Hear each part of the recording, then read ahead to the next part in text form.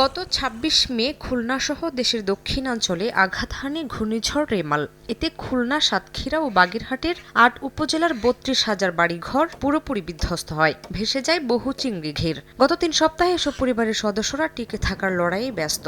ঈদ যেন তাদের খুশির বদলে যন্ত্রণা বয়ে এনেছে।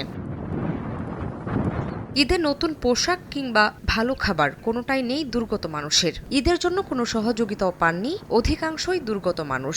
সেদ্ধ চালের যে সামান্য সহায়তা পেয়েছেন তা দিয়েই কোনো রকম রান্না হয়েছে বেশিরভাগ পরিবারই। এখনও সরকারি সহায়তা পৌঁছায়নি অনেক এলাকায়। প্রতি ঈদে নাতি গো, পোলা গো, জামা কাপড় কিনে দিই, এবার পারি না। রিমেলের কারণে মধ্যবিত্ত যারা আগে কুরবানি দিতে এখন তাদের আর দেওয়ার সুযোগ নেই। ঘরবাড়ি শেষ, ভাঙ্গি চুরি গেছে, ডাব্বে ডুবে গেছে।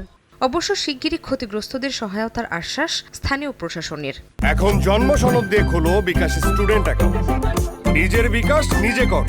যারা ক্ষতিগ্রস্ত হচ্ছে তাদের জন্য আমরা কিছু করি, এটি আমার মনে হয় যে এই কোরবানির আমাদের জন্য বড় শিক্ষা হতে পারে। যদি কোনো গ্রামে পরিবার বঞ্চিত হয়ে থাকে, হওয়ার কথা নয়, সেটা আমরা খোঁজখবর নিয়ে তাকে আমরা সামাজিক নিরাপত্তা কর্মসূচির আওতায় নিয়ে আসবো। নিশ্চয়ই কেউ বাদ যাবে না।